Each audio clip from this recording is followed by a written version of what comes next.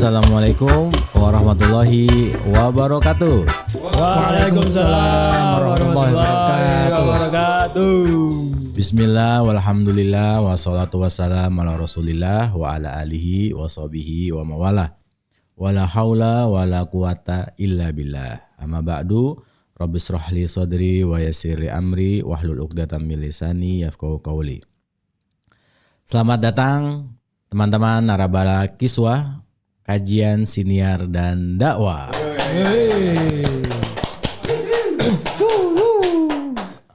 Akhir pekan selalu ramai, meskipun di jalanan agak sepi.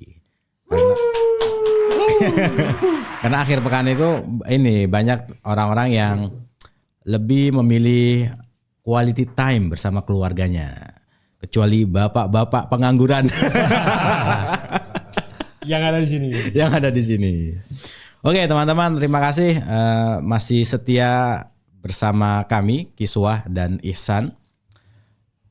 Episode yang kesekian ini kita masih sangat serius dan semangat membahas hal-hal terkait kaidah fikih dan juga tema-tema aktual. Akhir-akhir ini banyak teman-teman yang mengabarkan ada beberapa tema yang harus dibahas. Karena saking banyaknya, akhirnya kita bingung mana yang paling relevan dan mana yang bisa kita bahas. Karena tema-temanya sangat-sangat up to date dan selalu bergantian. Absurd. Sensitif. Meskipun nih kalau kita lihat Google Trends itu banyak mengabarkan tentang olahraga saja. Sementara berita-berita politik dan anarkis tidak masuk dalam Google Trends. Wih. Nah itu kayaknya ada proksinya di Google Trends itu. Atau jangan-jangan kita disuruh berolahraga. Kemarin aja 6-0 ya? 6-0 Indonesia Jepang. Artinya capek-capek olahraga kalah juga. Ya, mending nggak usah. Nah, kita di sini menghadirkan untuk bukan olahraga tetapi olah jiwa. Dan olah otak. Maksudnya mengolah otak-otak. Oke, teman-teman, seperti biasa kita akan mengulik tentang kaidah akhir pekan ini dan juga mendialogkan antara Islam dan sains. Kita akan panggilkan bintang tamu kita yang pertama.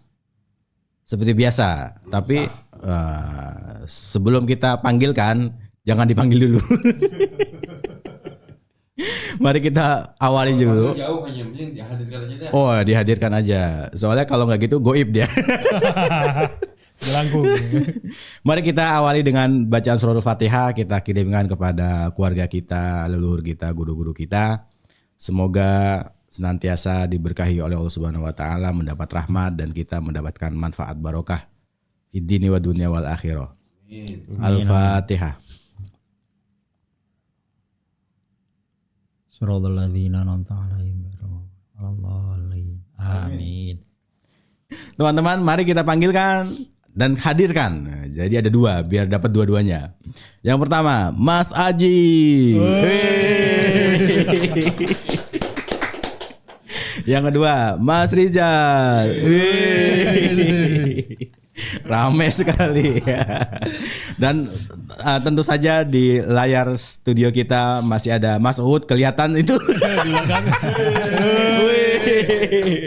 Dan yang baru merayakan ulang tahun ke sekian, Om Dani.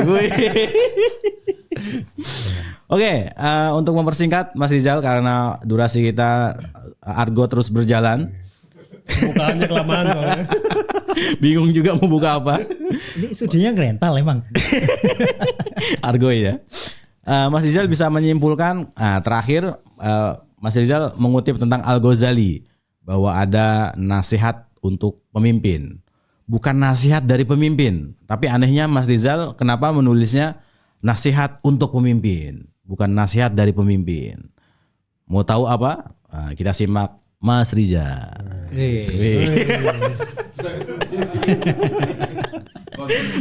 Tim Timorenya banyak ini.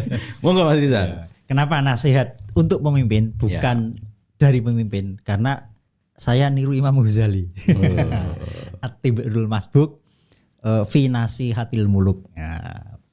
At-Tibrul Masbuk ya, emas berharga tentang nasihat untuk para raja. Jadi fi nasihatil muluk. Itu ya saya tiru akhirnya menjadi an-nasihah as-sultaniyah gitu ya. Nasihat Sultan. untuk para sultan. Jadi sultan ini konotasinya adalah pemimpin ya. Pemimpin. Bukan pemilik uang. Bukan sultan mana? Jaksel, bukan. Bukan Jaksel. Sultan Bintaro, bukan. Nah, fi qaidati tasarruful imam ala ra'iyah. Nah, ini kita akan kaitkan dengan peristiwa seminggu ini ya gitu ya yang rame. Tentu nanti teknis kita punya edisi fikir ya. Kita akan hadirkan pakar kalau menurut Dipsik ya yang di Soul Kajian baik yang nasional maupun internasional. Ya, beliau ini udah lintas negara ya. Oh, iya. Lintas planet kalau. Lintas planet.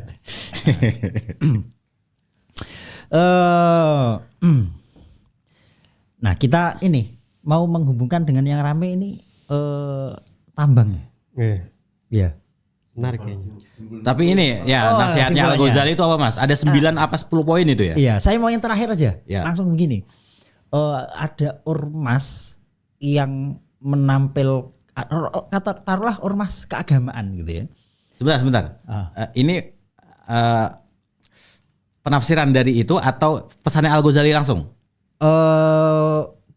Pesannya. oke. Kesimpulan dari pesannya. Ya. Ini bukan dari Al-Ghazali sebenarnya, dari kajian kita. Dari kajian kita. Iya. Nah, kesimpulan dari kajian kita. Muncul pertanyaan menarik ya, dari kajian terakhir kemarin ya. Sebuah negara yang sangat religius ya, kalau tidak dikelola secara baik bubar. Bahkan sebaliknya, sebuah negara yang tidak religius tapi kalau pengelolaan negaranya bagus, ya bagus. Nah, jadi itu yang kemarin kita kutip di sebuah ayat itu ya. Wa ma kana rabbuka liyuhlikal qura bidzulmin. Tidak akan mungkin Tuhanmu menghancurkan negaramu, kira-kira gitulah ya. Sebuah negara bidzulmin, sebab kemusyrikan. Dzulmun di situ maknanya kemusyrikan ya. Merujuk kepada firman Allah, innasyirka la dzulmun azim. Jadi nggak mungkin Allah menghancurkan sebuah negeri hanya karena kemusyrikan.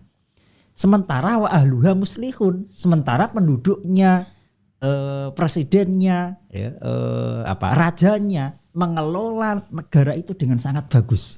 Sehingga Ar-Razi menyimpulkan al-mulku yabqa ma'al kufri.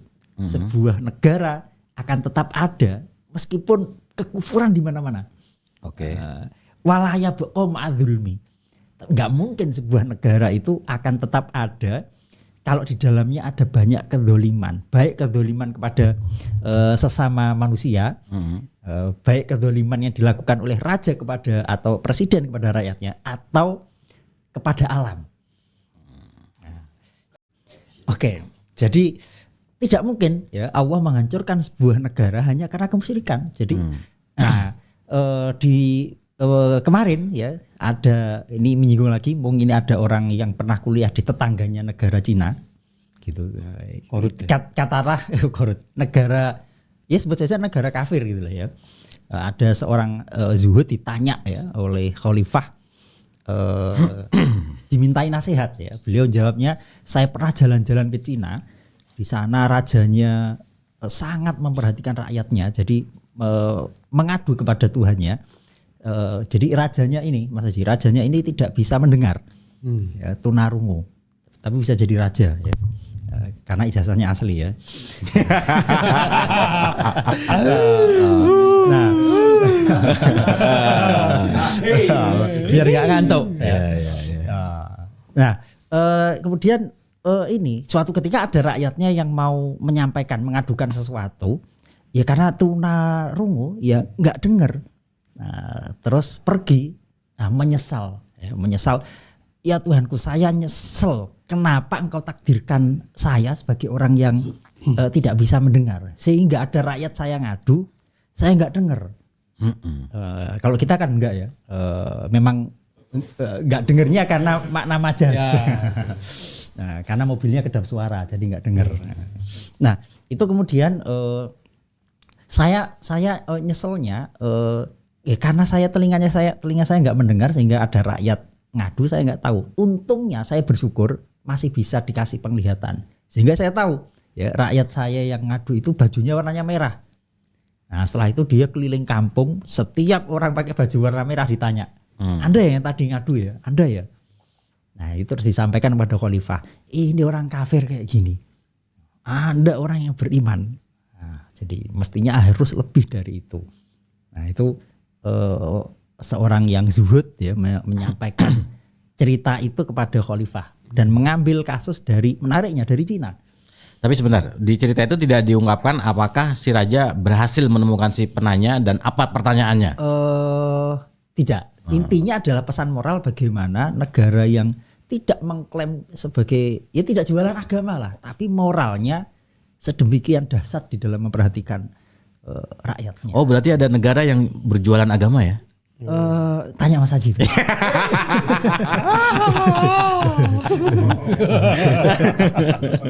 Penjual agama. Iya. Oke. Itu kesimpulannya Mas ya? Dari pesan Al-Ghazali. Dan itu bukan Al-Ghazali. Kesimpulan dari kajian kita. Ya. Nah, kalau dirunut lagi pengajian kita berdasarkan Al-Ghazali. Nah, itu tadi saya ngutip Ar-Razi. Oh, Ar-Razi. Oh iya. Jadi bukan Al-Ghazali tidak mengutip itu berarti ya? Tidak. Hanya itu udah nasihat. saya kompilasikan gitu ya. Iya. Nah, kalau menurut Mas Aji gimana nih? Udah izin belum tuh? Kutip aja. Copyright nanti ya. Kita ala santri Al-Fatihah. Copyrightnya. Tadi kan nanya, jadi raja karena ijazah asli kan? Emang kalau ijazahnya palsu udah bisa jadi presiden? Raja kok presiden. Raja. Iya. Turunan ya, turunan. Ini nih, obrolan pinggir jurang kayaknya nih. Gimana Mas Haji tanggapan atas kajian kita pekan ini? Ya benar sih. Terbukti kan negara-negara Islam itu banyak yang terperosok ke dalam jurang kemiskinan ya.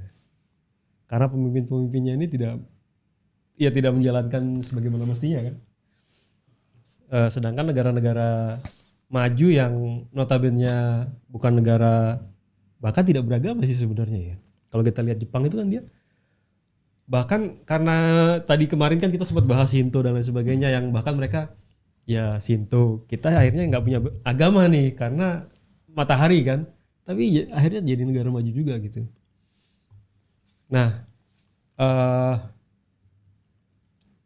tadi memang sudah diperkuat sama Mas Rizal, relevansinya ya begitu ya. Itu juga saya juga sebenarnya baru mendapatkan info yang seperti itu gitu. Karena saya kurang ahli dalam belajar agama. Oke, ada tambahan lagi? Karena Mas Haji nggak jualan agama soalnya. Jualannya apa? Batagor. Ketoprak. Jualan karisma. Nah, ini sebagai biar ada background teman-teman. Di usia 30-an ini kita baru tahu kepanjangan dari ketoprak. K-nya adalah ketan. Apa? Ketupat. Kok ketan, sorry. Ya, soalnya kan banyak kuliner di Indonesia, malum. Ketupat, To-nya adalah toge. Prak, artinya digeprak. Jadi ketoprak adalah ketupat, toge, geprak. Tahunya nggak ikut ya? Oh, ada tahunya ya? Ada ya. Sekarang ada telurnya malah. T-nya itu bisa tahu bisa telur gitu. Oke, tapi ini biar rame. Saya nggak sependapat. Nggak sependapatnya gini.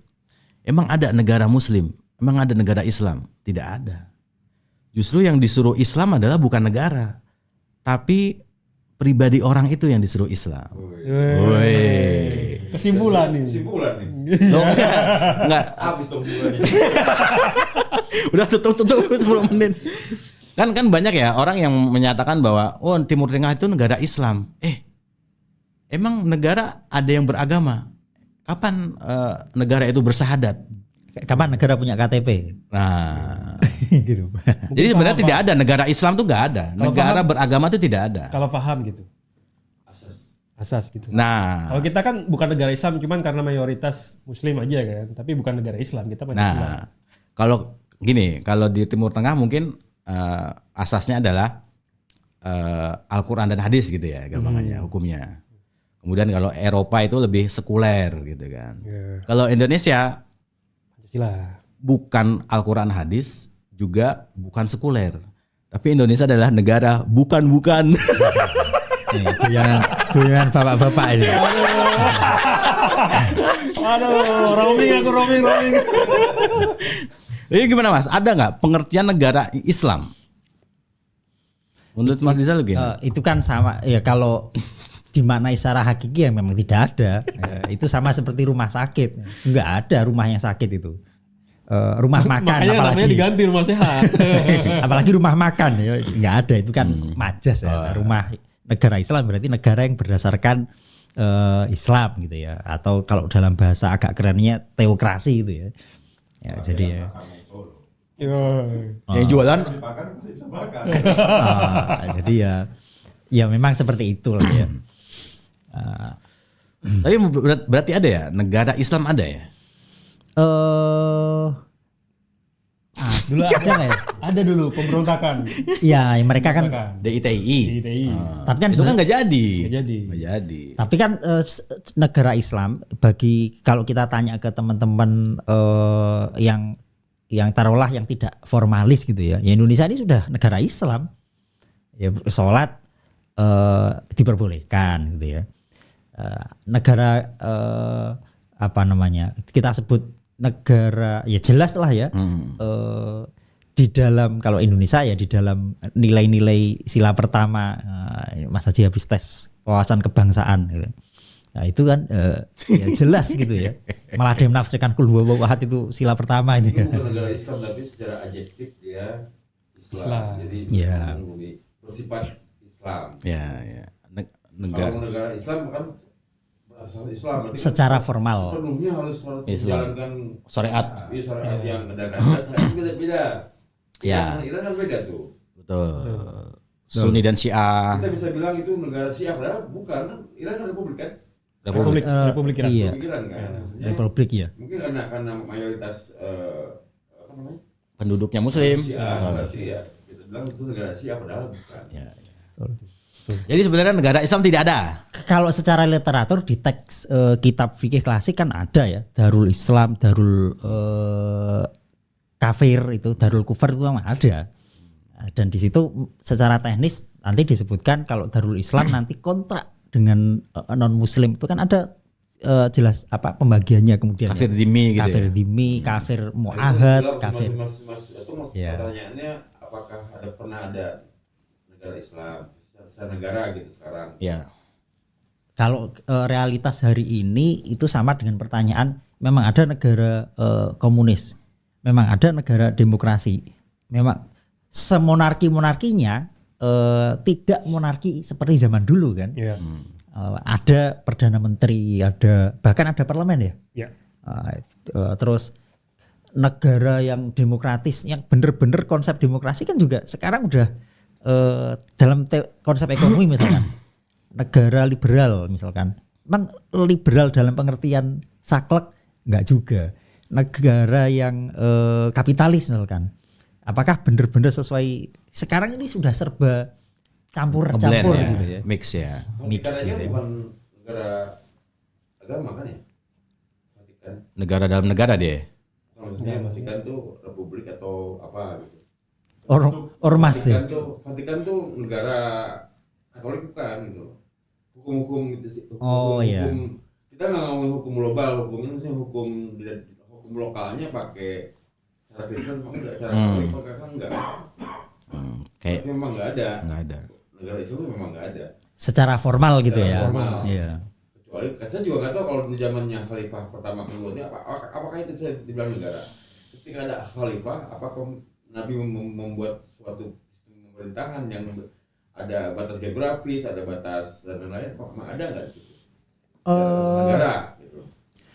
Ada. zamannya. Iya, bahkan Nabi berkirim surat dengan para kaisar itu mengatasnamakan pimpinan komunitasnya. Makanya perdebatan ketika Nabi wafat itu kemudian adalah penggantinya ini pengganti Nabi sebagai Nabi dan pemimpin komunitasnya atau pengganti seorang Muhammad sebagai pemimpin komunitas saja, tidak menggantikan posisi beliau sebagai nabinya.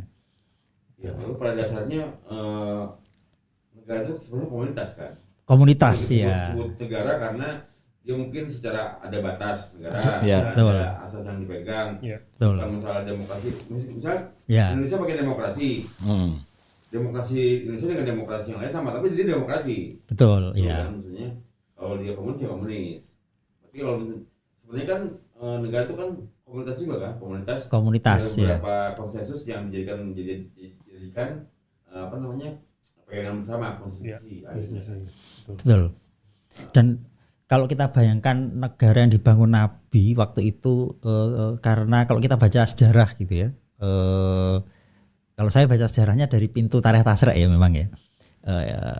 Gak tahu ini agak namanya juga obrolan Isan lah ya, kesana kemari lah ya. Ini mumpung inget ya. Jadi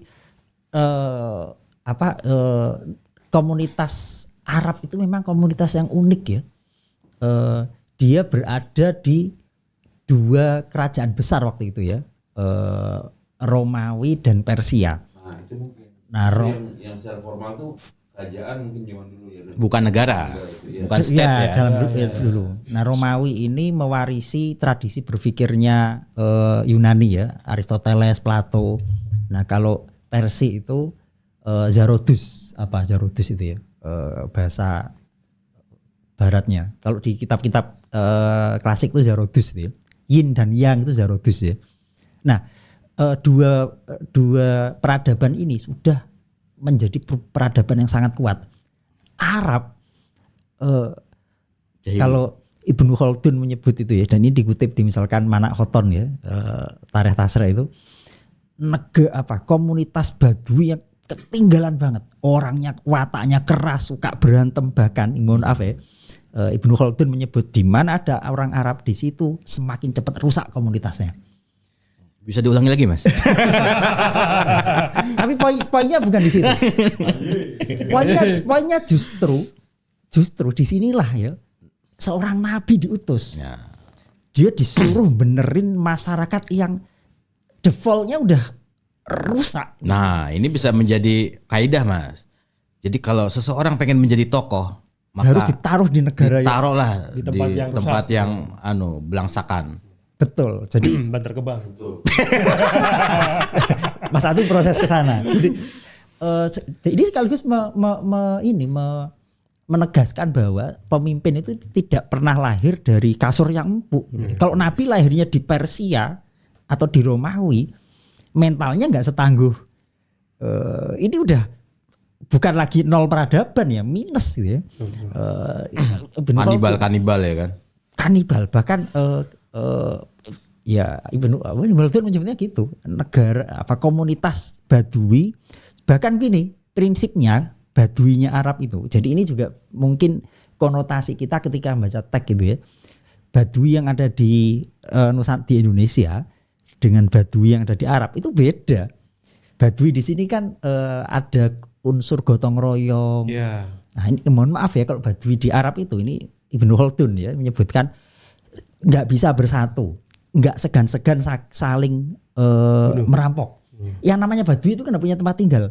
Jadi saya habis nyolong kabur ya udah.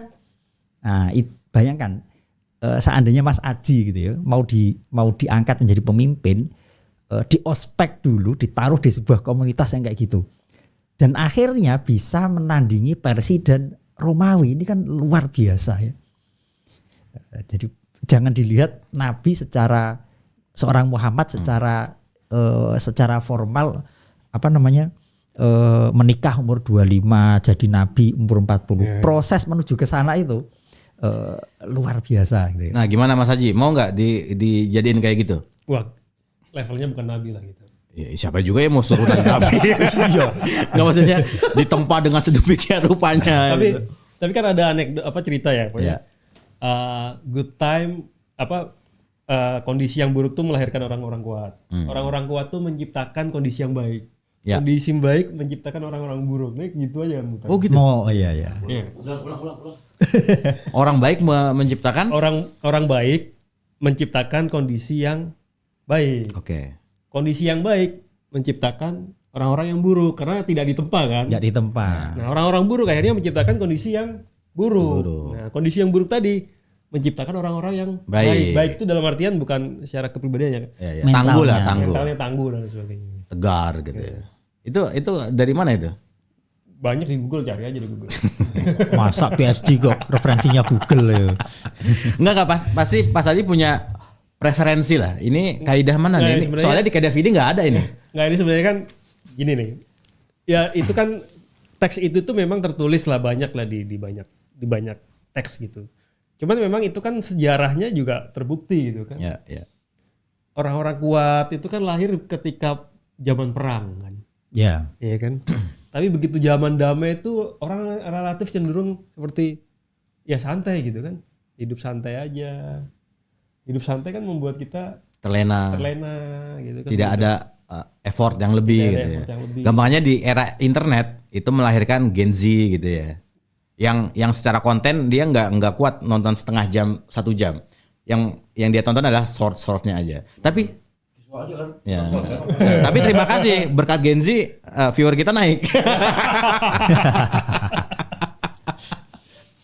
Jadi ini kalau saya perhatian ya teman zaman kuliah itu, kalau yang dia sama-sama masuk ITB nih, Ya. yang satu orang kaya Jakarta, yang satu dari kampung banget nih orang nggak mampu. Itu begitu dia sama-sama masuk ITB bersaing itu yang lebih tangguh itu yang dari kampung itu. Gitu ya. Nggak semuanya juga sih tapi. Jelas nih. Udah serius dengerin ternyata ragu sendiri. Ternyata cuma rumor gitu ya. Umur. Gimana Mas Rizal? Bener gitu ya? Ya itu harus disurvei itu, bener apa enggak. Tapi ya mungkin secara konsep memang ya untuk membentuk mental yang kuat ya harus ditempa.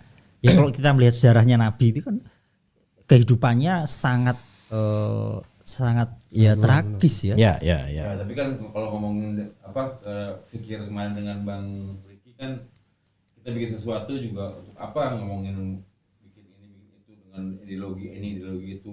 Kadang kita ribut apa namanya ideologi ini lebih bagus ternyata ideologi demokrasi lebih bagus demokrasi ternyata buat orang komunis lebih bagus buat orang Islam lebih bagus pada akhirnya kan bukan untuk apa dan untuk siapa bikin negara ya enggak iya kan malah kadang-kadang ada di negara-negara yang tanda kutip memprivatkan agama di luar negara. Sekuler. Mereka sepertinya saya pernah baca udah nggak perlu lagi harapan untuk surga karena di dunia udah jadi surga karena pemerintah segala kekayaannya dipakai buat rakyatnya, ngejamin kesehatan, ngejamin pangan, ngejamin murah dan lain-lain. Itu kan tujuan kita bernegara sebetulnya kan, maksudnya dibuat undang-undang. Kita kurang apa ngomong undang-undang tentang harta bumi, laut dan udara Diciptakan manusia. diciptakan untuk kemakmuran rakyat. Untuk kemakmuran ya. Jangan kenceng apa. UUD 45 lah, pasalnya pasal 33 ya. Saya ngobrol biar masuk aja sih ke itunya. Dia nggak makin ngomongin negara lagi. Terus gini nih, contohnya ya. Kalau ini Indonesia ya. Kan Indonesia tuh kan penuh harta karun lah istilahnya kan kayak tambang apa dan sebagainya. Itu membuat kita tidak setangguh orang-orang Eropa dulu yang mereka nggak punya resource kan mau nggak mau mereka harus berlayar itu kan nggak ya kalau sekarang enak lah tinggal naik kapal atau pesawat dulu kan kapal model-model kayu gitu kan. Jadi Mereka akhirnya bisa menciptakan teknologi perbintangan bagaimana angin sehingga bisa berlayar ke Indonesia. Ke Indonesia untuk mencuri hasil itu kan. Sebenarnya sih untuk kerjasama kali ya. Iya kan ya? Untuk menguntungkan. Iya. Yang diuntungkannya? Yang untung. Nah ini kayaknya kita perlu masuk ke tema yang sangat seksi. akhir-akhir ini kan banyak berita tentang tambang nikel dan Raja Ampat. Kita punya resource yang banyak. Nah, apakah itu juga akan melahirkan generasi-generasi yang pecundang? Apa gimana? Ya bisa jadi. Gitu ya? Bisa jadi karena ya kita punya resource banyak kan. Dan kita mungkin bisa jadi dengan resource itu kita jadi semacam ya udahlah kita punya banyak resource tinggal dijual aja. Kayak kita punya kebun nih. Terus ada pohon-pohon mangga yang tiap tahun panen gitu kan. Ya udah santai aja. Santai aja karena kan, ada sumber daya. Bakalan keluar nih bulan ini keluar nih mangga gitu kan. Jadi begitu Dan itu sepanjang tahun kan? sepanjang tahun gitu. Nggak seperti di Eropa atau di Amerika yang Nunggu musim. sangat terbatas, ekstrim. Ada beberapa musim tuh. Saya lihat mereka bekerja tuh efektif paling 4 bulan loh. Sampai 1 tahun. Iya. Betul. Bayangin 4 bulan berarti sekitar 8 bulan mereka harus Libur. reserve, harus nyiapin cadangan makanan, cadangan energi. Betul. Nah, mungkin dengan itu mereka jadi kuat. Sama dengan analogi Mas Rizal tadi tentang Nabi di Arab itu. Mereka kuat. Penemuan akhirnya ditemukan di sana. Nggak mungkin di Indonesia karena kita mau angin udah datang. Betul. Mau air 3 kali keluar air.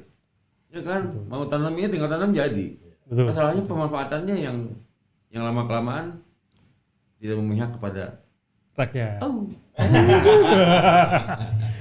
Ya kita karena saking banyaknya tambang, sumber daya alam, kita tinggal jual aja kan dapat duit. Ya. Sedangkan negara lain itu kan mereka nggak punya tambangnya gitu kan. Jadi mau nggak mau ya mereka harus menciptakan teknologi untuk mengelola tambang itu supaya dapat nilai tambah. Mereka dapat uang kan dari pengelolaan teknologi itu.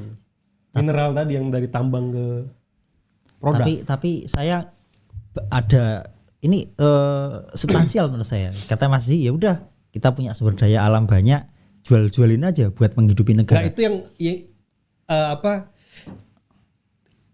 banyak orang yang akhirnya berpikir seperti itu gitu karena terlalu. Pertanyaannya, kalau memang begitu, kenapa pendapatan kita dapat dari pajak, bukan dari itu tadi? Nah saya nggak tahu. Itu karena jual itu. Yang jual aja. Berarti yang jual kan bukan negara kalau gitu. Oknum. Oknum. Oknum aja ada. Siapa itu? Investigasi. Jadi. Iya. Pajaknya kecil lagi kan? Cabai beli saus kecap ini. Jadi kita sebenarnya adalah tamu di negeri sendiri, gitu. Bukan tuan rumah di negeri sendiri. Nah, meskipun secara konstitusi itu udah kalau kita bicara tasarruful imam ala ro'iyah itu kan bagus sekali ya.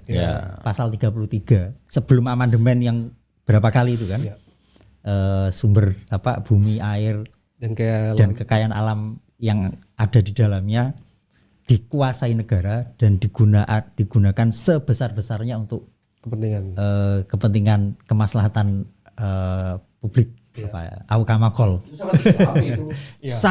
sangat itu tapi kan bermasalah akhirnya kan pasal itu diamandemen. Siapa yang mengamandemen?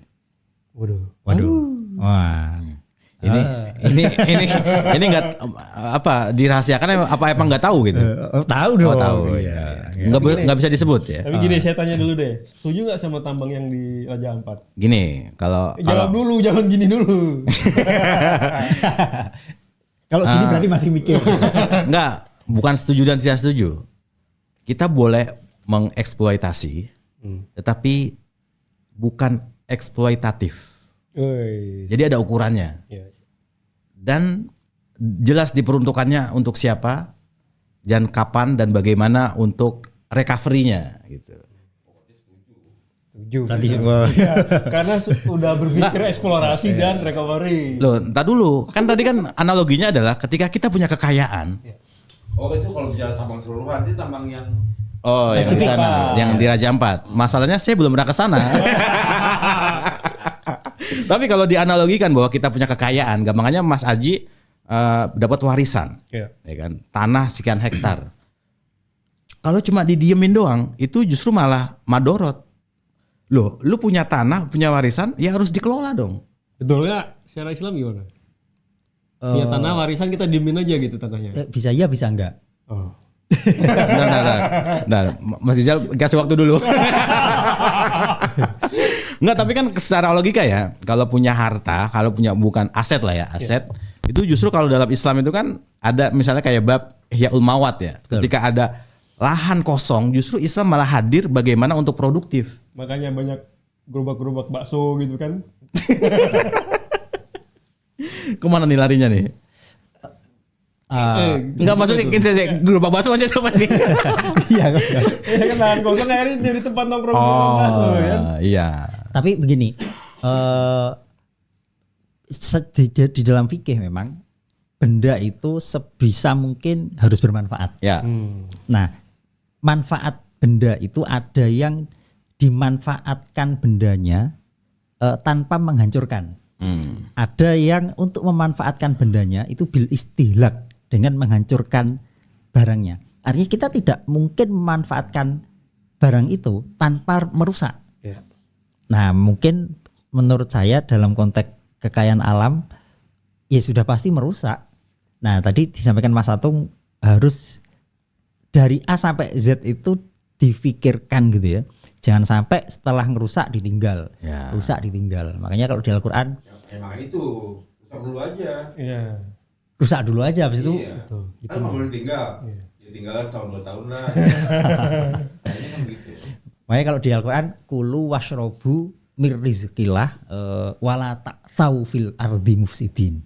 Jadi Artinya, silakan tuh dimanfaatkan tuh potensi-potensi tapi jangan ngerusak. Maksudnya jangan ngerusak itu kalau memang benda ini cara memanfaatkannya adalah bil istihlak dengan merusak, maksudnya dengan memecahkan barang ya, maka harus difikirkan bagaimana recovery-nya.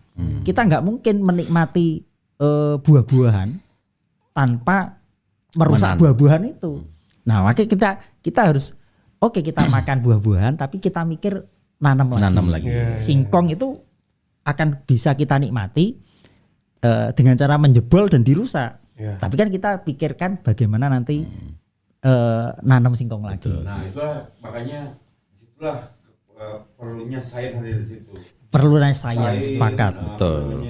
Para ahli lingkungan, apakah ini layak atau tidak? Sepakat. Kadang-kadang itu kita lepas hal-hal kayak gitu tuh. Betul. Tapi kita ribut karena apa? Karena kita bukan bagian dari situ.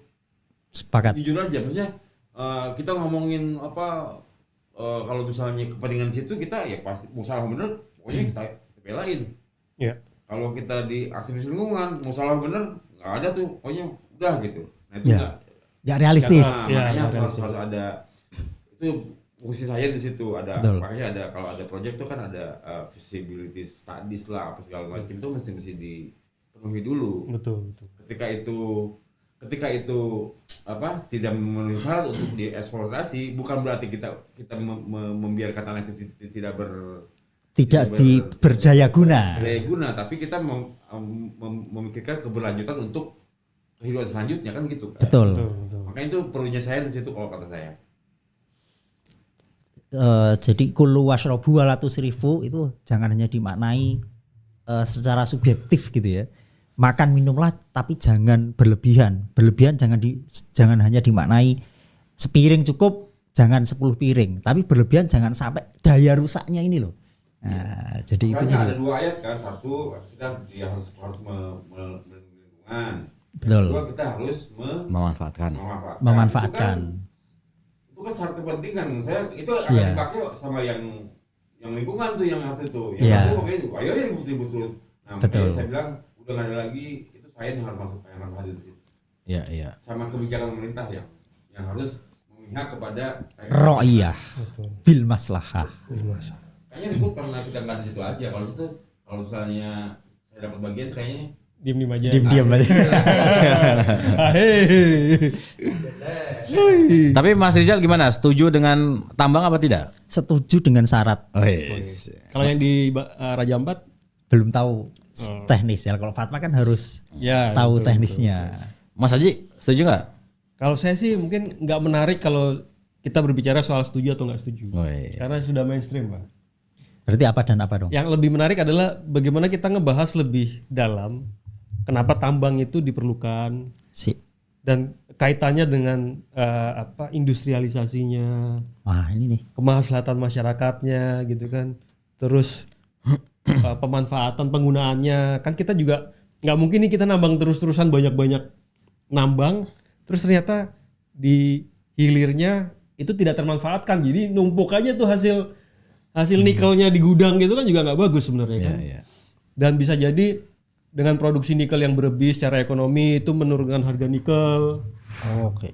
Bisa jadi itu harga nikel murah turun, tapi industri smelter bisa kolaps nih karena harga nikelnya terlalu murah. Jadi mereka nggak balik modal kan, kayak gitu. Banyak hal yang harus diperhatikan gitu. Termasuk kita kan sebenarnya tambang nikel banyak. Ini informasi bahwa kita balik namanya karena saya juga kerja di dunia baterai, kan kita tahu bahwa pemerintah itu kan dalam beberapa tahun ke belakang itu sangat ingin menggenyot produksi nikel untuk digunakan sebagai bahan baku baterai. Sumber energi. Baterai, penyimpan energi kan. Ya. Cuma memang saya nggak tahu ya pemerintah waktu itu dapat informasi dari mana. Cuma memang kualitas baterai nikel yang berbasis nikel ini memang tidak sebagus kualitas baterai yang berbasis besi, LFP gitu. Akhirnya saat ini juga banyak negara atau industri-industri produsen baterai atau kendaraan listrik itu fokus ke baterai berbasis besi tadi, LFP, bukan nikel. Nah, ini kan jadinya tanda tanya gitu kan. Ya. Ngapain kita produksi nikel banyak-banyak gitu kalau marketnya pun nggak dapat. Itu satu. Yang kedua, nikel untuk industri EV itu kualitasnya harus grade nomor 1 lah istilahnya. Artinya kadar kemurniannya nikel itu paling tinggi. Sedangkan smelter-smelter yang ada di sini itu kadar kemurnian nikelnya kemurnian rendah gitu. Yang digunakan untuk produksi stainless kayak sendok, garpu dan lain sebagainya gitu. Bukan untuk baterai. Nah, cara pikir seperti ini yang sebenarnya harus dilalui gitu untuk menentukan kebijakan yang seperti apa gitu. Walaupun nanti sebelum kita melakukan tambangan pasti ada AMDAL dan lain sebagainya. Tapi karena ini industrialisasi kita juga harus memikirkan tadi hulu dan hilirnya bagaimana gitu. Dan bisa jadi saat ini mungkin kita nggak butuh ya. Karena Morowali itu udah cukup besar. Mungkin ya, saya nggak tahu ya karena kan tidak terlibat langsung di situ gitu. Dan tidak butuhnya sekarang kan bukan berarti suatu saat kita tidak butuh Memang juga. Bisa jadi kedepannya juga butuh untuk anak cucu kita dan lain sebagainya kan. Itu. Berarti ada kemungkinan kemarin ada pembisik yang tidak benar gitu kali ya? Nggak tahu kalau pembisik atau apa, kita nggak tahu. Karena kita tidak terlibat ya. Tapi kan yang jelas kebijakannya tidak tepat kan ya? Ya, misinterpretasi. Nah di situ saya rasa relevan dengan apa yang kita kaji kemarin ya, di prinsip prinsip agar bisa adil gitu ya, menjadi pemimpin yang produknya maslahat. Kalau kata Imam Ghazali adalah harus mendengarkan akademisi yang tulus, bukan yang Ulama fulus. Yang fulus. Nah, ya. Yang fulus. harus yang akademisi tulus, bukan yang fulus. Tulus atau fulus. Boleh. Jangan-jangan. Berbenjul ya. Jangan-jangan kemarin ada pembisik akademisi ya, yang fulus, bukan yang tulus. Tapi itu sering terjadi juga ya. Ini kasus kisah nyata nih. Jadi ini cerita kakak ipar saya tuh dipaksa untuk menandatangani dokumen AMDAL yang sebenarnya tidak sesuai AMDAL. Tapi saya nggak tahu itu udah proyek lama dan di mana juga nggak. Cuma dia cerita. Kalau zaman saya kuliah dulu tuh beberapa ya saya pernah nemeni ya mendampingi non litigasi beberapa kasus itu biasanya jalan dulu, AMDAL-nya belakangan. Nah, Karena kalau sudah terlanjur jalan mau nggak mau AMDAL keluar. Dipaksa keluar. Makanya. Jadi menurut Mas Haji gimana? Ya kembali lagi kita juga sebagai masyarakat biasa yang tidak terlibat langsung itu juga harus bijak dalam menggunakan melakukan konsumsi lah ya, konsumsi produk itu. Karena ujung dari industrialisasi kan dia memproduksi supaya ada yang beli, Ya. gitu kan. Jadi kalau kita sangat konsumtif berarti ada produksi terus menerus. Jadi demand, supply dan demand itu ada gitu. Contohnya gini yang paling simpel. Sekarang kita anti dengan plastik. Banyak bukan kita ya, banyak lah orang yang aktivis-aktivis lingkungan tuh saya lihat sangat ekstrim ya, sangat kiri banget. Yang madhabnya ekstrim. Yang Madhab ekstrim. Nah, tidak semuanya kayak gitu. nggak semuanya gitu ya. Iya. Ntar saya dikata-katain lagi. Nanti dicolek buat tahu rasa kamu. Ya, lanjut. Nah, anti plastik dan sebagainya. Iya, iya. Oke, kita balik lagi ke let's say kita nggak punya plastik, nggak ada penemuan plastik. Kita pakai apa? Pakai stainless kan. Dulu perang sebelum ada ditemukan plastik, orang perang itu perangkat pakai stainless. Tempat makan dan lain sebagainya kan, botol dan sebagainya. Bayangin kalau nggak ada plastik, semuanya pakai stainless, tambang nikel makin banyak. Lebih banyak ya. Karena kebutuhan nikelnya banyak. Ya. Ya kan? Kalau plastik dari minyak bumi. Plastik dari minyak bumi. Dulu sebelum motor-motor zaman dulu besi semua ya. Sekarang ganti plastik. Jadi kalau anti plastik Motor-motoran. Termasuk gini, kita aktivis kita ganti plastik sama plastik yang biodegradable dari singkong gitu. Ya. Kebayang kalau semua plastik diganti dari berbasis singkong. Ya. orang Itu ada berapa lahan sekian ribu hektar tuh yang harus ditanami singkong gitu kan. Berapa kontrakan yang harus digusur untuk nanam singkong? Untuk nanam singkong. Berapa banyak sepiteng yang penuh? Jadi harus balancing lah, Kita tetap butuh tambang, tapi kita harus tetap memperhatikan aspek kebutuhannya. betul Lagi-lagi sains dibutuhkan itu. science. Statistik yang konkret ya, bukan hanya spekulasi. Betul, empiris lah ya. Spekulasi dan partisan. Praktis. Apa itu? Tapi ngomong definisi merusak lingkungan itu apa sih sebenarnya? Mengubah alam tidak sesuai asalnya atau Ini gini, saya nggak bisa jawab soal itu ya. Cuman gini, ini cerita. Di Chernobyl mana itu? itu kan ada kecelakaan nuklir dulu ya di Lu Ukraina. tahu Chernobyl? Oh, ini narabala. Jadi di Chernobyl itu baru ditemukan spesies tanaman baru. Oke. Tahun berapa itu? Mungkin 10 tahun ke belakang ya. Ya. Buat radiasi ya. Ya, mereka bisa menyerap radiasi. Wih. Itu kalau nggak salah alga atau jamur, saya nggak tahu detailnya. Ya, ya, ya. Tapi karena di situ kan wilayah radiasi tinggi kan. Betul. Terus tiba-tiba tuh muncul spesies tanaman tersebut. Setelah diteliti itu bisa mengurangi jumlah radiasi yang ada di situ. Jadi dia makanannya itu radiasi itu tadi. Partikel radiasi. Berarti itu tumbuh kayak semacam alami gitu ya? Alami. Jadi kalau kita ngeliat mungkin Allah membuat Antivirusnya akan gitu ya? balance sendiri dengan sendirinya. Ya, ya. Mata rantai itu akan terus berputar, Berputar gitu. Jadi nggak apa-apa kali yang rusak hutan gitu. Ya, ya berarti setelah Allah Gua bertahun itu. Oh, panjang itu dari 86 tuh sampai. SD Chernobyl. Iya. ya, berarti kira-kira gini berarti Bantu aja. taruhlah yang mengirimkan malaikat ini secara teologis ya. Itu taruhlah malaikat Mikael ya, pembagi rezeki. Oh ini Iya, Iya. gua mah mikirin Gorbacep gitu. Gorbacep. Ya tak Bukan, kita pilih ini kita. Nikita Khrushchev. kok bisa Kan kita Nikita pilih Willy itu? Oh, Nikita Willy kita juga nggak tahu ini. Nah, itu selintingan biar kita gak ngantuk. Nggak, Gimana? tapi kira-kira mestinya gini.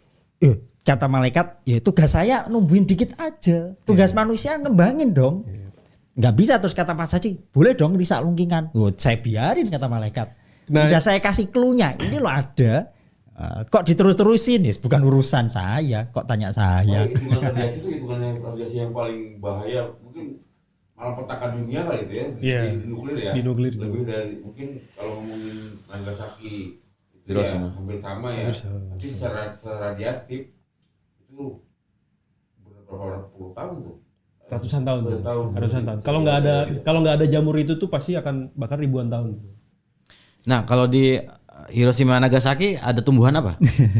Nggak, kalau Hiroshima Nagasaki itu dia meledaknya tuh di atas ketinggian 300 atau 600 meter dari permukaan tanah. Kemudian yang terkena karena bom atom itu kadar uranium kadar radiasi bahan bakar radioaktifnya itu tidak sebanyak reaktor nuklir.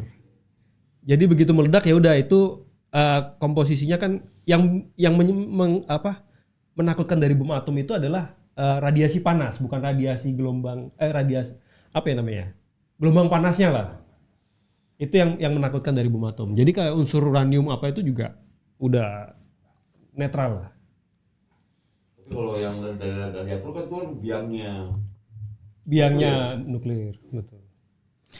Jadi menjawab tadi pertanyaan Mas Rizal, meskipun tidak spesifik untuk apa itu perusakan alam, setidaknya Mas Aji sudah menyodorkan, kalaupun alam rusak akan ada obatnya. Ya. Gitu.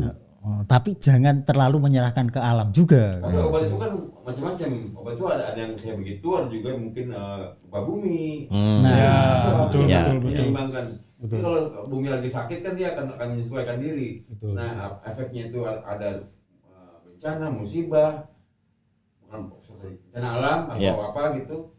Ada juga yang ada tumbuhan yang memang mungkin akan ada manfaatnya untuk nanti mencegah radiasi di daerah radiatif. Betul. Radiator ya. Radiasi tinggi, betul.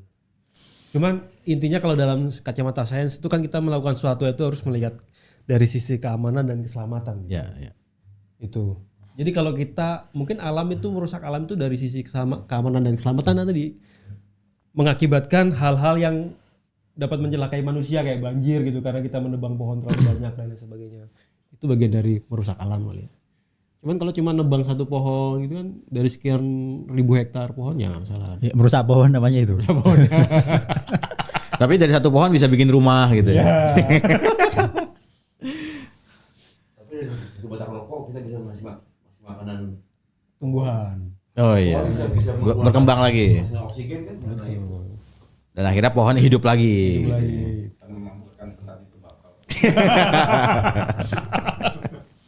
Tapi saya jadi kepikiran. Ini Mas Aji tadi bilang tentang tadi ada tumbuhan spesies baru ya. Jadi gini, di loteng rumah seseorang gitu kan.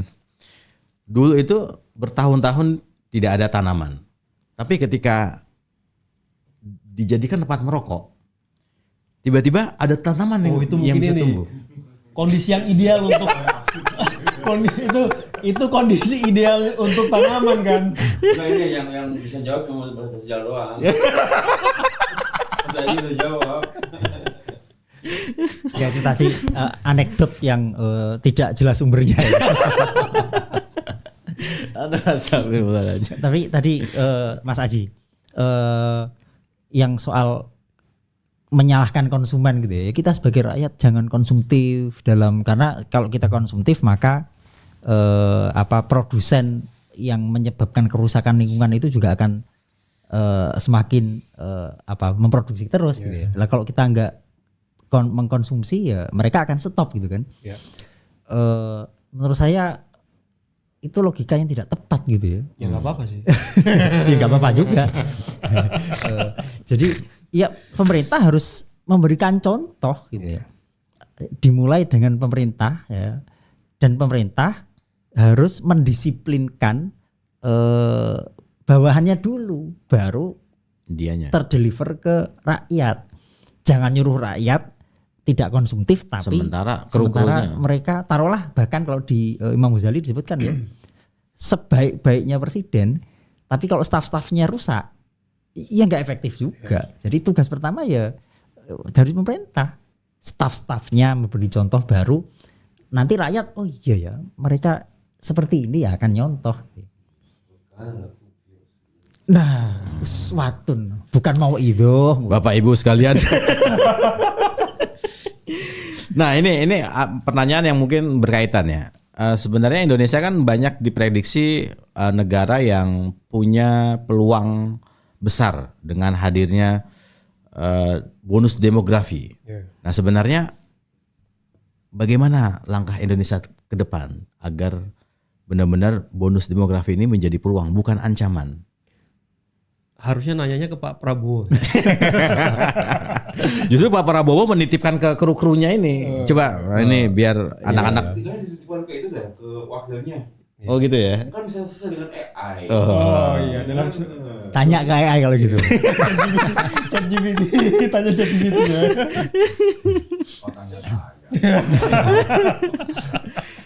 Tapi secara logika, ketika sebuah wilayah itu penduduknya banyak, Ya. itu akan makmur atau malah akan hancur. Ya tergantung. Oke. Bonus demografi itu kan bisa jadi bencana demografi. Follower kita di Instagram pomnya 100.000. Emang semuanya suka sama kita? Enggak, hatersnya 90% kan bisa kayak gitu kan. Mhm. Nah, kalau dari bonus demografi masyarakatnya itu banyak usia kerjanya, tapi dengan intelektual yang bagus, oke gitu. Cuman kalau tidak cukup punya intelektual yang bagus, Ya. yang mudah disetir, Ya. nanti nyoblos saya gitu kan ya. Aduh. Bonus itunya. Iya, bencana demografi. Jadi ini lagi-lagi harus revolusi mental gitu ya. Nah. Gimana? Dari pemimpin ya. Kalau kata Mas Rizal ya. Revolusi mentalnya. Gimana Mas? Bonus demografi ini gimana Mas buat Indonesia Mas? Ya pertama itu ya seperti ini aja apa masakan di dapur gitu ya. Kalau Ya, kita oke. bisa mengolah menjadi soto yang enak ya enak. Rawon. Rawon ya enak. Kalau kita nggak bisa ngolah ya atau bahkan kita biarkan nggak bisa ngolah akhirnya menjadi apa kalau mambu itu bisa basi ya menjadi racun malah. Dia tergantung kokinya. Kokinya ini presiden. Pemimpin lah ya. Siapapun. Ya. Soalnya beliau takut juga kan sebenarnya. Tapi nggak masalah kan rawon itunya telur biasa kan? Enggak apa-apa. Enggak apa-apa, enggak harus telur asin kan. Iya. Cabahnya juga nggak masalah kan dari toge. Enggak masalah. Tapi Enggak, yang penting sih pas lapar enak aja. Bahkan nasi basi pun dimakan kalau kita lagi lapar gitu kan. nah itu kalau kokinya cerdas kan. Mas taruhlah demografinya itu tidak ideal gitu ya. Iya. Bumbu-bumbunya banyak yang basi. Ya, kalau orang kampung dulu kan masih bisa memanfaatkan itu menjadi masakan yang enak. Tempe Ya. apa namanya? Tempe yang busuk. Nah masih bisa jadi apa namanya itu? Menjes. Menjos. Iya. Bahkan Kaplek. Ya. Mendol. menjes. Ya. Nasi yang basi bisa jadi karak. Dijemur jadi Kerupuk. rengginang. Rengginang. Nah, jadi ya tergantung Rengginang kokinya. dimakan orang bisa jadi lagi. Jadi bubuk. Iya, bubuk. Kan. Jadi makan lele kan. Lele dimakan orang. Aduh kacau ini kacau. Nah aku sih kepikiran gini ya, bonus demografi ini kayaknya Indonesia kebanyakan umat, kebanyakan masyarakat, kebanyakan orang kayaknya perlu dikirim ke negara-negara yang kekurangan orang deh. New Zealand. Ya suruh ngurus sana. Justru bisa menjadi Iya. aktor di negara sana gitu dengan Kejahatan. Mungkin kalau negaranya terlalu kurang warna gitu ya. Indonesia dikirim. Gitu. Ya, ada dinamika. Iya. Jadi betapa bahagianya orang Suriname itu ada orang Jawanya gitu. Dan gini, kayak di Jepang nih ya, kirimlah orang Indonesia ke sana, biar polisi Jepang bekerja. Tapi kayaknya menarik pas tempo hari Om Dhani ngirim inian statistik tentang pendidikan di Indonesia itu mau dilarikan kemana itu Om Dhani? Di grup WhatsApp. Iya di grup WhatsApp. Itu kan belum ada konteksnya ya, di forward gitu ya. Apakah itu sebenarnya pertanyaan Om Dhani bahwa bonus demografi itu harus juga dilengkapi dengan pendidikan yang bermutu gitu ya. Sama aja Kak, kalau misalnya banyak tapi jadi buih, Iya. buat apa kan? Mau jadi gelombang apa mau jadi buih? Yang ikutin arus sungai gitu. Iya. Padahal yang arus sungai cuma 2. Kalau nggak bui putih kuning gitu. Iya. Kalau nggak itu kasur rusak, pink bed rusak sama itu, sama yang kuning itu. Ya artinya bonus demografi itu sama seperti yang disampaikan Nabi ya di sebagaimana dikutip Imam Ghazali.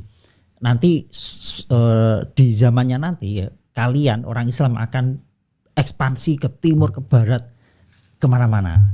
Ya, tapi semua pemimpin yang ada di negara-negara itu masuk neraka kecuali yang bertakwa, kecuali yang bisa memegang amanah. Artinya besarnya penduduk ya, besarnya kekuasaan itu ya satu sisi anugerah, satu sisi amanah yang harus diurus. Ya. Nah, ini kita kerucutkan kembali di lingkup yang paling kecil, keluarga. Nah, keluarga di orang Jawa ada semboyan, ada gium, banyak anak, banyak rezeki. Nah, apakah itu terbukti atau memang harus dikaji ulang? Wah, lagi rame nih banyak anak. Kalau miskin jangan punya anak gitu ya. Iya. Sampai sekarang anak sekarang Nggak punya ya. Bahkan sempat ada KB itu kan. Keluarga besar. Keluarga berencana. Berencana untuk punya anak banyak. Untuk punya anak banyak. Gimana Mas itu Mas? Ya secara teologis memang ya kita tidak boleh ya mungkin si pemangku kebijakan ini berangkatnya tidak dari disiplin ilmu keagamaan gitulah ya yang penting maslahat menurut beliau seperti itu. Nah ini masuk di poinnya Imam Ghazali ya. Kita tidak bisa, memang ada hadis pemimpin yang baik adalah pemimpin yang dicintai rakyatnya. Pemimpin mencintai rakyatnya, rakyatnya mencintai pemimpinnya, itu klop. Tapi hadis itu dikritisi oleh Imam Ghazali. Itu berlaku kalau pemimpin dan rakyatnya benar. Oke. Nah kalau pemimpin dan rakyatnya nggak benar, bisa-bisa akan membuat kebijakan yang ngawur, tapi dua-duanya cocok. Gitu ya. Nah jangan sampai itu memang tujuannya bagus ya, mengentaskan kemiskinan, mengurangi. Tapi kalau ini melanggar, makanya di poin ke-9 dan 10 itu ya, jangan sampai membuat kebijakan yang menyenangkan para pihak dengan cara melanggar ketentuan syariat. Jadi kalau mau mengatur populasi, mengentaskan kemiskinan ya tidak dengan cara mengamputasi itu gitu ya. Kelahiran. Artinya harus kreatif lagi untuk. Nah dari pihak yang mengkritik karena ini nggak sesuai syariat juga, nggak boleh terlalu ekstrim juga.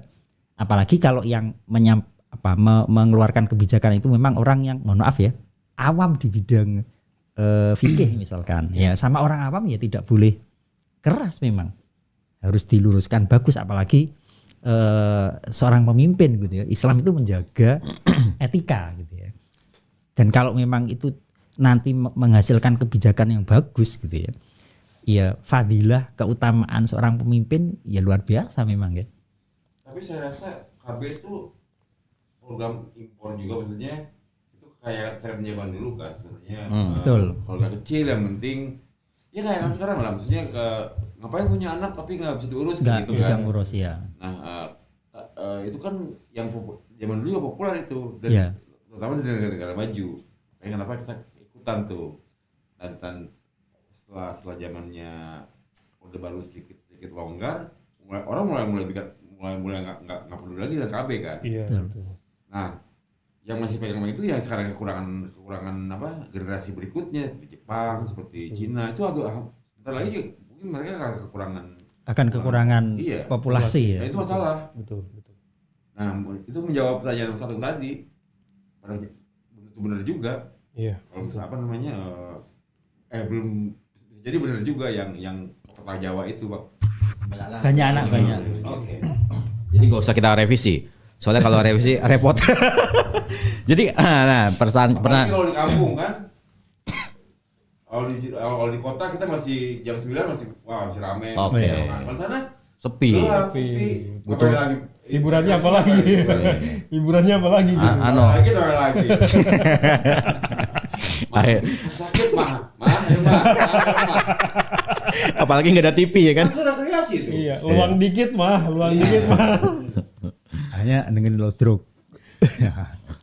Nah kalau Mas Haji rencana mau punya anak berapa? Untung nggak nanya mau istri berapa ya. 2 cukup sih. 2 cukup. Oke. Kalau Mas Rizal? Tidak punya target. Soal yang sudah 2 kan. Iya. Lalu amin lah ya. Jadi emang tantangan ya, punya anak banyak atau punya anak sedikit. Kalau punya anak banyak, rame, kumpul-kumpul. Kalau punya anak sedikit, Ya tidak rame. anaknya suruh manggil teman-temannya. Gitu. Kecuali berantem berdua. Nah kalau di NU dulu kan rame antara keluarga berencana itu kan, KB itu. Nah di NU juga mengeluarkan bukan fatwa, mungkin anjuran ya. KB juga, tapi bukan keluarga berencana 2, adalah keluarga bermaslahat. Wah. Sesuai kondisinya. Kalau memang kamu kondisi ekonomi sosialnya menganjurkan untuk orang banyak, anak banyak, anak banyak, makanya silakan saja. Jadi tidak ada target khusus kuantitas atau kualitas. Yang penting sesuai dengan fleksibelnya fikih gitu ya. Kalau nggak salah Kiai Bisri Samsuri. Yang itu ya. Nah, NU. Iya. masih. NU yang dulu. Oh berarti ada yang NU sekarang? Oh ya ada. Apa? Oh yang tambang itu. Nah, kan emang logonya kan ada tambangnya. Oh iya. Berarti kan kalau Kali tambang. Oh iya. Namanya longgar. Longgar. Soalnya yang inget Mas Aji. Coba Mas Rizal langsung rapet.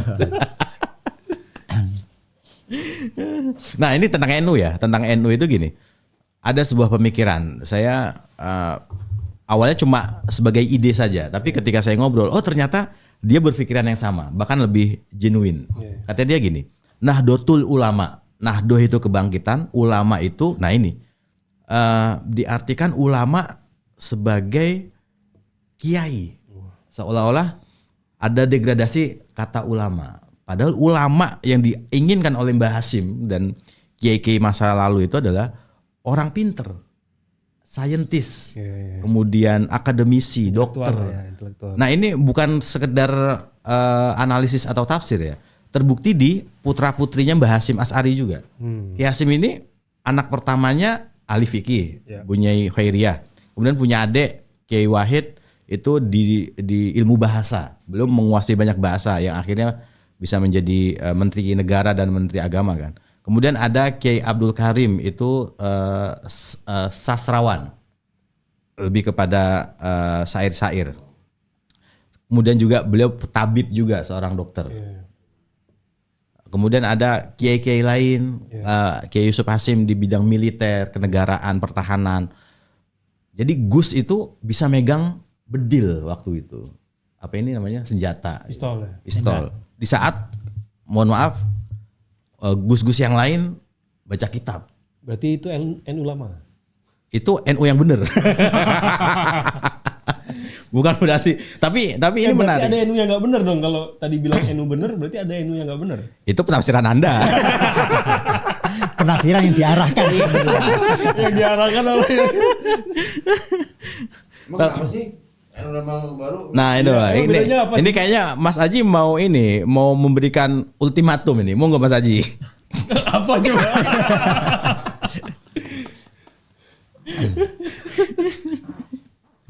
Muhammadiyah ya. Muhammadiyah. Jadi Mas Aji kalau di komunitas NU jadi NU, kalau di Muhammadiyah jadi Muhammadiyah. Pinter-pinterlah bersosialisasi lah. Oh iya, oke. Jadi bunglon ya. Bunglon. Nah, kita nggak perlu pendirian. Condong sana condong Kata kunci sini. yang bagus tuh, tidak perlu pendirian tuh. Tidak perlu pendirian. Tapi perlu kedudukan. Ya, ini. Ada.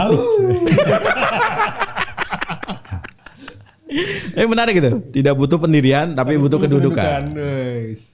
Ya. Bukan jabatan ya. Kedudukan aja. Itu juga sih. Karena kalau nggak di jabatan juga nggak ada kedudukan. Kedudukan. Sebenarnya kalau kedudukan ada gajian. Kedudukan. Aduh ini semakin gak jelas ini. Oke, Mas Rizal, ini sudah 1 jam lebih ya. Sudah bosan lah ya. Ada yang perlu dikonfirmasi ulang, Mas Rizal? Tidak ada. Tidak ada. Habis. Bahan masih banyak. Jamnya udah minus. Konfirmasi tambang bagaimana nih? Konfirmasi tambang.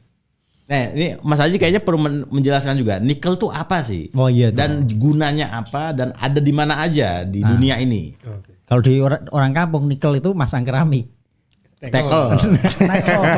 Tackle tuh main bola itu loh, di tackle gitu. Gimana? Nikel tuh salah satu material tambang ya,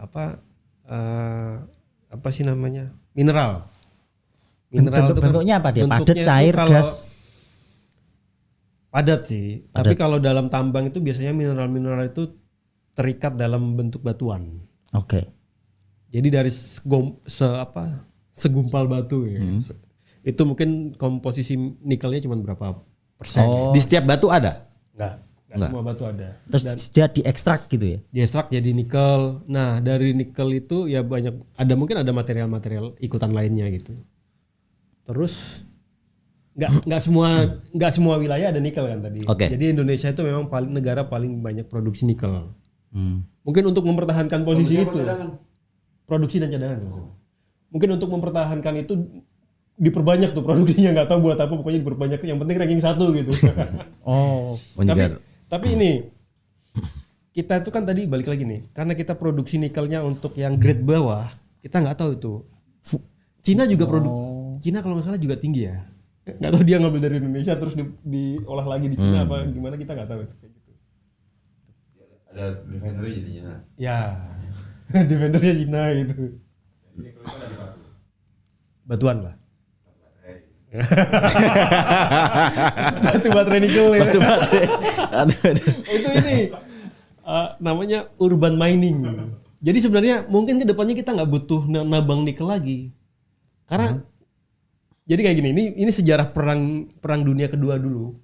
Waktu Jepang kehabisan material untuk pesawat tempur mereka tuh datang ke rumah-rumah, minta ke warga itu untuk memberikan barang-barang yang stainless gitu, kayak logam lah, untuk bahan baku untuk pesawat dan kapal gitu.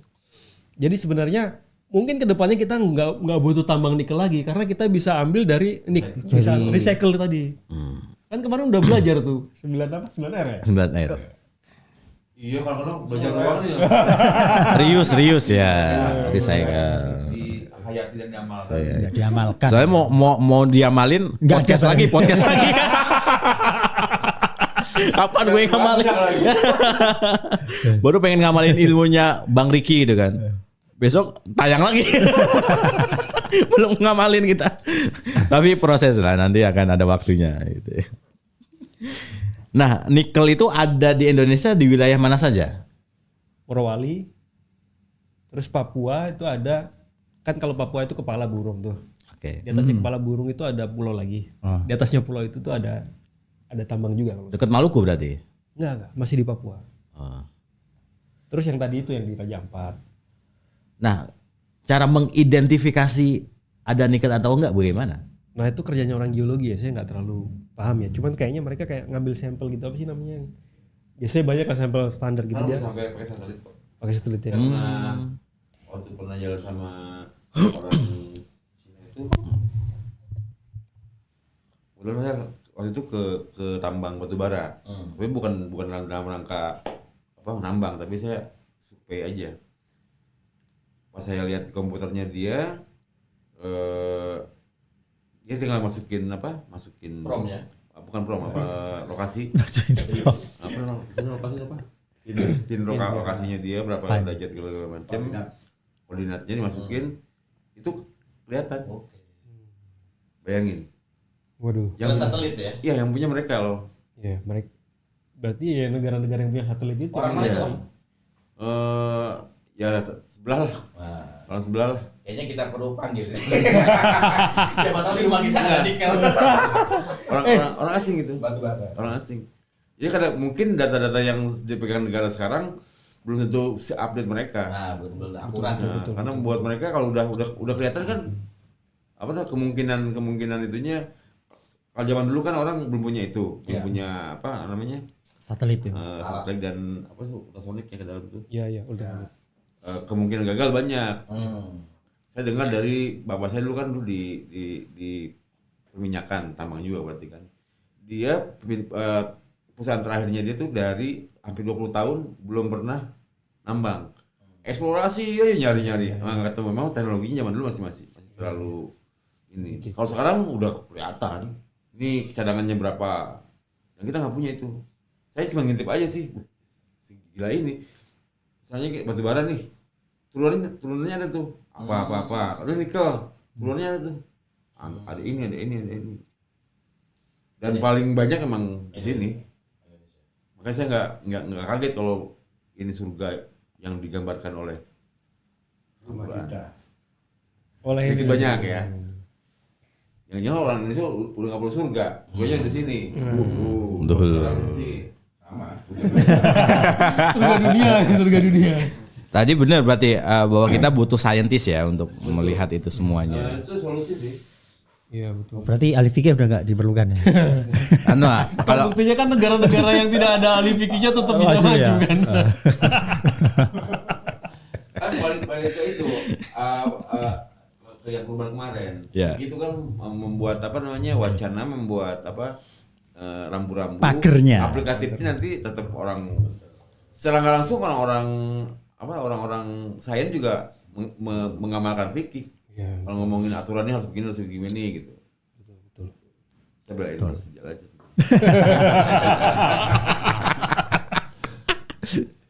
Jadi semua ilmu itu terintegrasi ya. Semua sangat menghubungkan. Jangan takut Pak Siza. Nanti ketika kita sedang nambang butuh orang fikih juga. Paling nggak yang mimpin doang lah. Lah itu. Udah itu aja. Misalnya. Yang penting jangan punya pendirian dulu. Astagfirullahaladzim. Mas Uhud ada yang mau disampaikan Mas Uhud? Pertanyaan. Astagfirullahaladzim. Menarik. Nah sebenarnya nikel itu nah selain buat perabot-perabot rumah tangga, baterai, bisa buat kesehatan atau makanan nggak? Dimakan maksudnya? Iya. Ya nggak bisa dimakan lah. Nggak bisa. Maksudnya buat makanan hewan atau jangan-jangan itu bisa menjadi vitamin buat mulai. serbuk-serbuknya gitu loh. Dan jadi hulek. Nikel itu material yang paling diincer Oke. untuk industri. Kenapa? Karena dia tahan secara itu tahan korosif. Oke. Nggak bisa karatan. Nggak bisa karatan. Korupsi apa korupsi? Korosifnya tahan, korupsinya nggak tahan nih. Jadi kayak untuk reaktor nuklir itu stainlessnya itu 80%-nya nikel. Di stainless. Iya, campuran steel buat bajanya reaktor nuklir itu 80% nikel. Kayak di laptop sebuah merek itu banyak nikelnya juga. Yang Plastik kayaknya sekarang. enggak. Kalau yang bukan plastik. Oh, bukan nikel ya. Jadi itu emang barang berharga sekali ya. Paling berharga. Mungkin ya kalau emas kan lebih ke arah ekonomi, cadangan, finansial dan sebagainya. Cuma kalau untuk industri itu nikel udah. Jadi tertarik nambang juga saya. Makanya ikut ormas. Punya udang. Yang lama yang baru nih. Aduh, kita bikin ormas baru aja yuk. Jadi sebenarnya nambang itu nggak apa-apa, karena itu untuk kemaslahatan. Selagi untuk kemaslahatan tidak apa-apa. Dan ngajak-ngajak kita gitu. Dan salah satu takaran maslahat atau tidak mungkin ya, si pemimpinnya ini berani berpuasa. Ini nggak Mas Rizal? Berpuasa. Iya. Jadi ketika kita ingin berjuang, nah sebesar mana effort si pemimpin ini? Selama ini kan digambarkan bahwa pemimpin di belakang, leha-leha ketika perang gitu kan. Nah ketika dia berani di depan, Langsung habis di awal gila gitu ya. Sebenarnya tadi Usman Sanakun mesti dikedepankan. ya betul. Jadi ada cerita menarik ya. Nabi itu pernah ditegur. Oke. Jadi ya karena Nabi ini ya maksum ya. Kalau terjadi bagaimanapun juga Nabi juga manusia biasa gitu ya, yang kadang agak tidak tepat. Nah pernah suatu ketika Nabi habis perang, kalau nggak salah perang Badar gitu ya, berteduh sendiri sementara pasukan yang lain tidak berteduh. Nabi berteduh sendiri ditegur malaikat Jibril. Anda pemimpin. Pasukan yang lain masih kepanasan kok neduh sendiri. Ya, mestinya begitu gitu ya. Jadi kalau naik mobil ada bunyi tut tut tut tut nggak boleh ya? Nggak boleh. Kita klaksonin lagi. Iya. Toleran. Kalau yang lain macet-macetan ya mestinya macet-macetan. Itu mungkin yang masa tunggu puasa itu ya. Jadi kalau ada kendaraan kayaknya kita perlu pasang banner di kendaraan belakang kita. Kalau mau nggak telat berangkat subuh. Nah ini jadi menarik ya. Jadi saya teringat ada sebuah sejarah yang tidak ditulis dalam buku, tapi disampaikan secara lisan. Apa? Dan kebetulan saya dapat sejarah ini. Kayaknya perlu desain nggak ya, Ci? Yes. Edisi berikut aja kali ya. Biar. Udah cukup Om ya. Ya teman-teman, terima kasih banyak. Kesimpulan. Artinya bahwa pemimpin adalah teladan dan teladan harus dipraktekkan agar bukan hanya bawahan yang perlu kita ajak untuk bersatu, tetapi lingkungan, staf-staf kita semuanya bisa mendapat teladan tersebut. Itu penutup dari saya lah ya.